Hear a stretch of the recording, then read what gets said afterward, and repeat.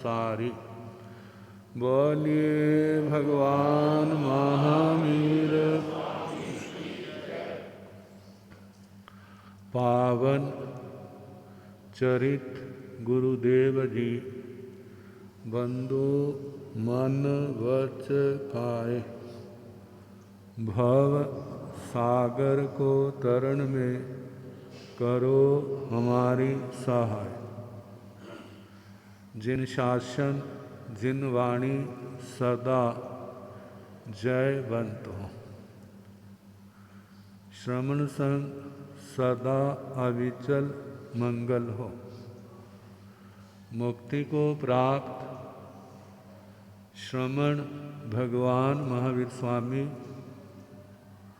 उनकी परम पावन कल्याणी भागवती वाणी वाचक प्रमुख श्री इंद्रभूति गौतम आदि गणधर भगवंत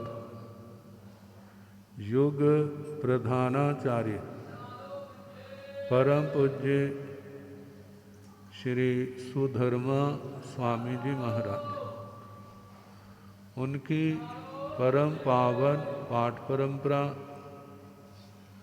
वर्तमान आचार्य ध्यान योगी परम पूज्य श्री शिव मुनि जी महाराज एवं गुरुजन सबके पावन चरण सरोजों में मेरा अनंत अनंत वार वंदना नमस्कार। उपस्थित धर्म प्रेमी सज्जनों, माताओं तथा बहनों, 9 तत्वों में संवर तत्व और उसमें 10 श्रवण धर्म। धर्म इसकी साधना,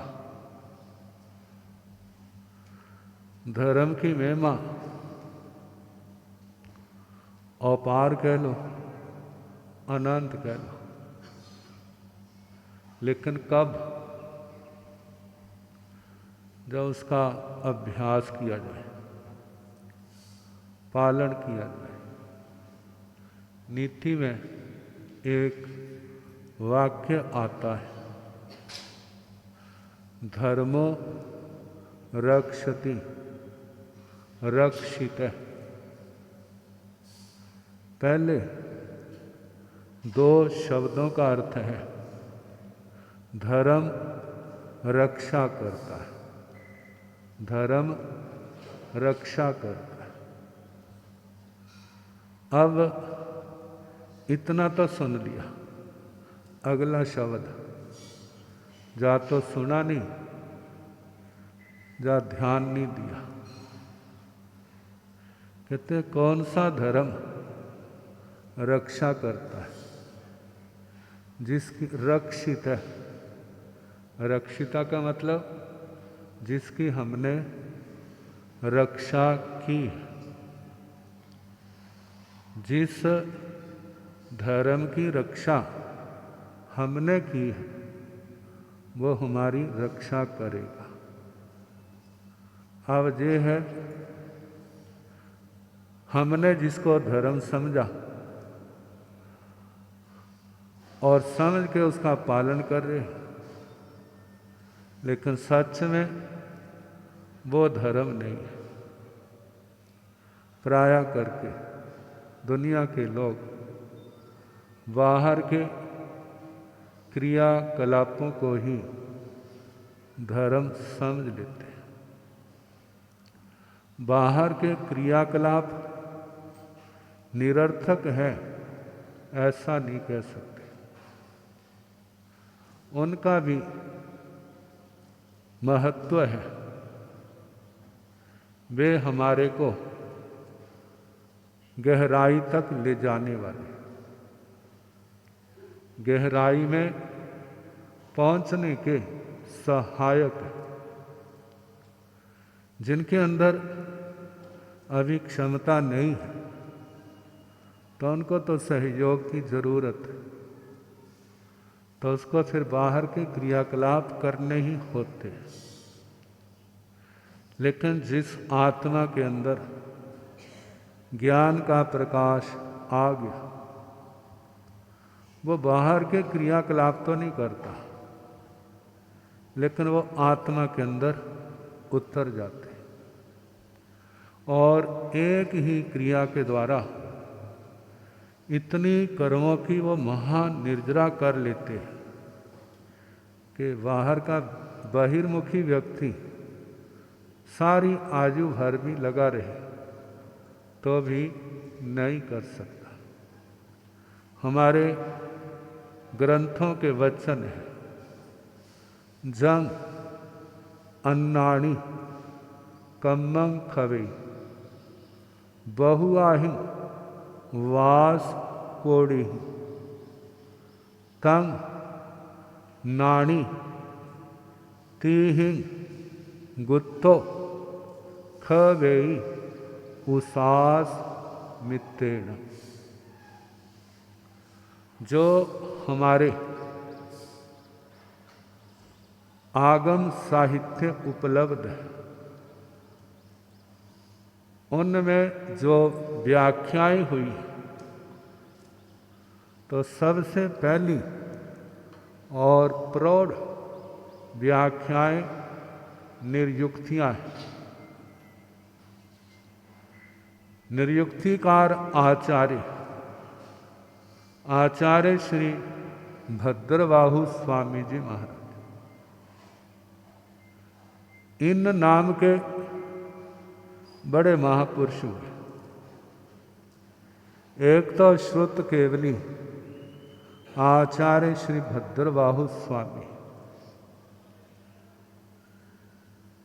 जो जिनके चरणों में बैठ करके आचार्य श्री स्थूल भद्र जी ने पूर्वों का ज्ञान सीखा था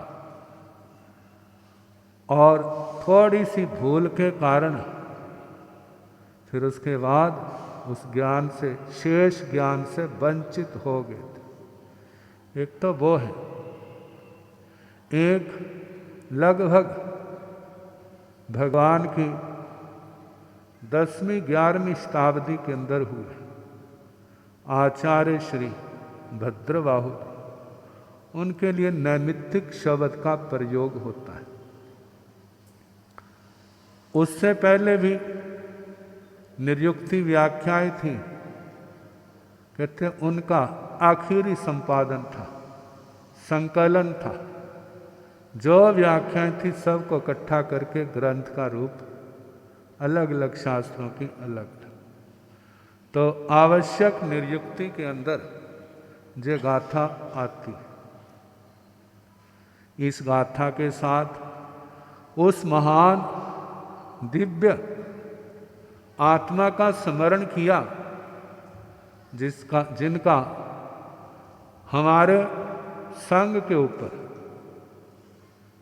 कोई भी परंपरा है, बड़ा अनंत उपकार है। बड़े दिव्य महापुरुष, वो चमत्कारों के कारण नहीं, वो अपने संयम के कारण थे, साधना के कारण, ज्ञान के कारण, धैर्य के कारण। आप देखो, जिन शास्त्रों के नाम आपको याद तक नहीं है वो उनके दिमाग में कंठस्थ थे और कैसे धारा प्रवाह चलते थे, संसार के जीवों को कैसे रास्ता दिखाते थे। उनका उपकार इस जैन जाति के ऊपर कहीं या मानव जाति पर कहीं अनंत है, जिनके उपकार से ऋण से उऋण नहीं हुआ जा सकता, लेकिन उनको हम याद तो कर सकते हैं, याद करके उनको नमस्कार कर सकते हैं। उस नमस्कार से हमारी कितनी कर्मों की निर्जरा हो,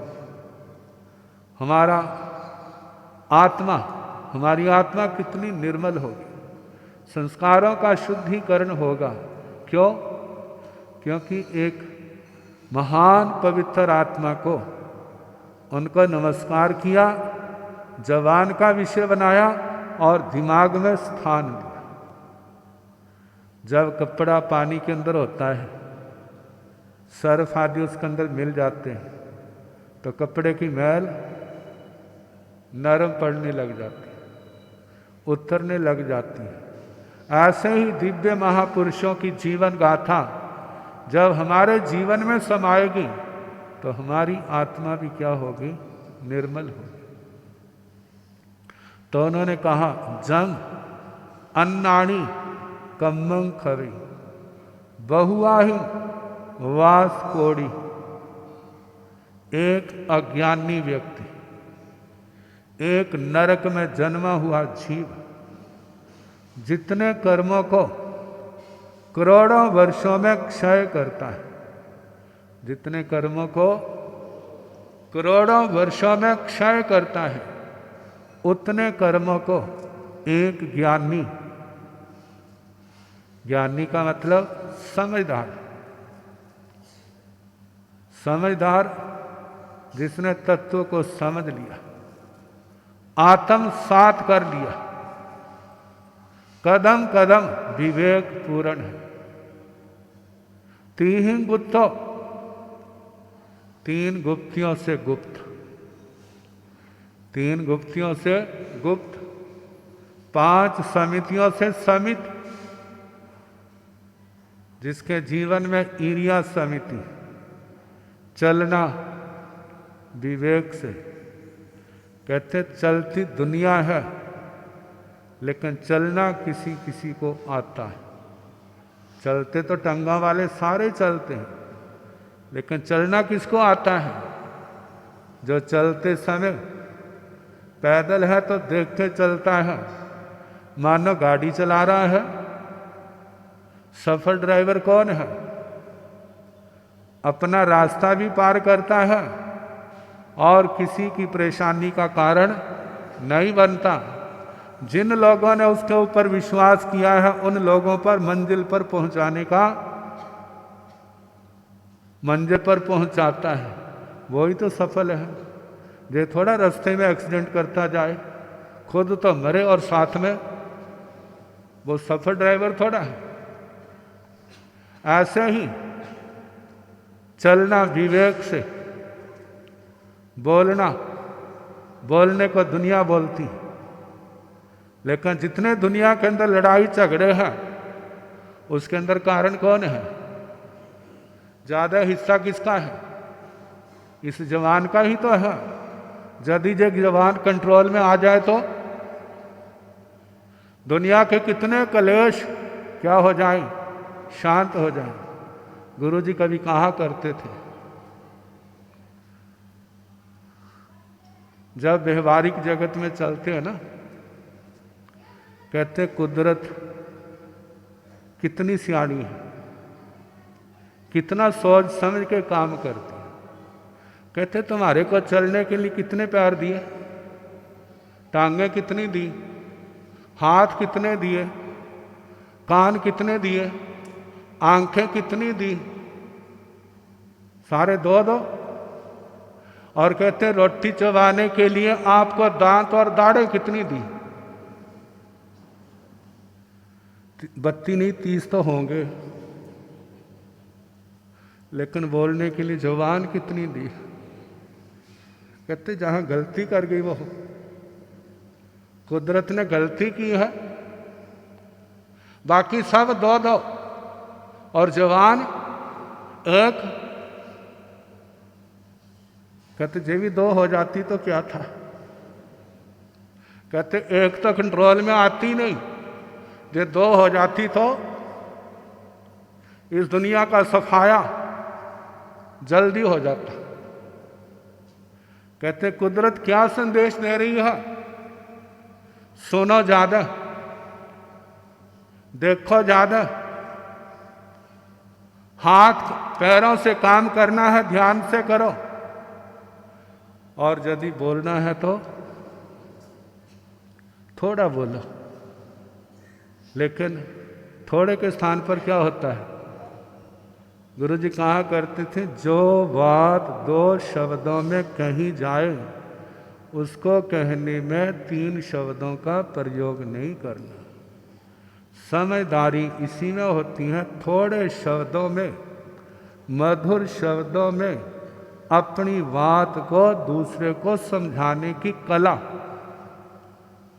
कितने लोग तो इतना बोलते हैं लेकिन फिर भी समझ नहीं आता। 1-2 बातें कहते हैं और उसी में सबका क्या होता है, नक्शा ही बदल जाता है। जो बोलने की कला, बोलने की साधना।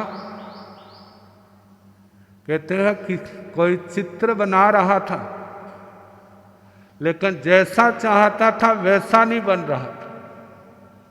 एक चित्रकार आया और उसने चित्र जो बना रहे 10 सेकंड के अंदर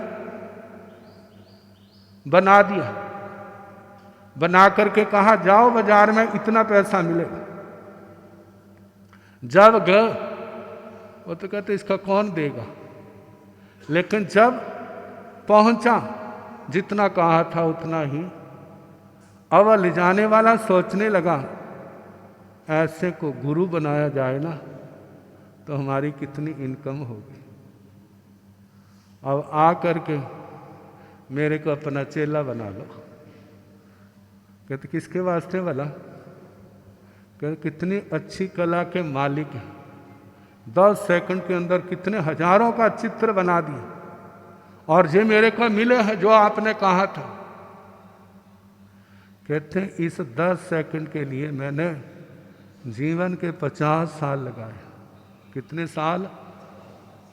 50 साल इतना अभ्यास किया है तो ये योग्यता आई है।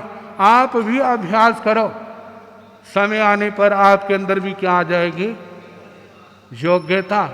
जे कोई गिफ्ट उपहार नहीं होता कि आप किसी को दे दिया जाए, जे अभ्यास से, साधना से आता है। तो बोलना विवेक से। आगे ऐसा समिति आती है जिसका खाने और पहनने से खाने और पहनने से, रहने से, इनसे संबंध है। खाने को तो दुनिया खाती है लेकिन खाना कैसे है? कहते खाती है तो बीमार क्यों होते हैं? इसका मतलब खाना नहीं आता, पहनना नहीं आता। पहनने को तो बढ़िया बढ़िया पहनना चाहते हैं, लेकिन ये भी तो देखो, हमारा खाना, पहनना, रहना हमारी अर्थव्यवस्था को बिगाड़ने वाला तो नहीं है। दूसरों की रीस करते हैं, आपने बड़ी बड़ी पोशाकें बना ली, बड़ा बड़ा खाना खाने लग पड़े और कुछ ही दिनों के अंदर आपकी अर्थव्यवस्था क्या होगी, चौपट होगी। तो उसका जिम्मेवार कौन?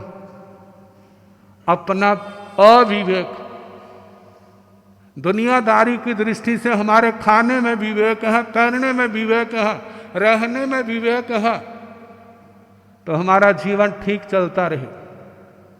और साधु जीवन की अपेक्षा से गोचरी का विवेक, बस्तर का विवेक, स्थान का विवेक, जिससे मेरा संयम दूषित ना हो। ये तीसरी बात। चौथी बात, निक्षेपणा समिति। किसी वस्तु को उठाना कैसे, किसी वस्तु को रखना कैसे है, लेना कैसे है, देना कैसे है, इसका विवेक। किसी को नुकसान ना हो, किसी का अनादर ना हो, क्योंकि देने देने में आदर भी होता है और अनादर भी होता है। आपने दोनों हाथों से पकड़ के दिया किसी को, दूसरा क्या समझता है? आदर समझता है ना। और एक हाथ से उठा, जेले भाई, ठीक है उसको जरूरत है, वह लेगा, लेकिन हीन भावना समझेगा। मेरे कैसा पाप का उदय है, आज जहां पर आना पड़ा। इस अपमान से ना लिया जाता तो अच्छा था, लेकिन क्या करूं, और कोई चारा नहीं है। एक ने हृदय में स्थान बना लिया और दूसरा अपने व्यवहार के कारण से हृदय में स्थान नहीं बना सका। तो लेना देना रखना उठाना और उसके बाद कोई चीज गिरनी है तो उसमें यत्न रखना, अप्रीति का कारण ना हो, अशांति का कारण ना हो, अविवेक का कारण ना बने, कलेश का कारण ना बने। कोई वस्तु परछनी है तो कहाँ परछनी है जिससे किसी जीव का घात ना हो। एक निर्दोष विधि है पूर्ण, और एक है अपने आप को ज्यादा से ज्यादा बचाने की। पूर्ण रूप से बचाया जाए तो उसकी तो कोई रीस नहीं, नहीं तो अपने आप को ज्यादा से ज्यादा बचाया जाए। ये 5 समितियां 3 गुप्तियां, विस्तार बहुत लंबा है, संक्षेप से सुनाया है।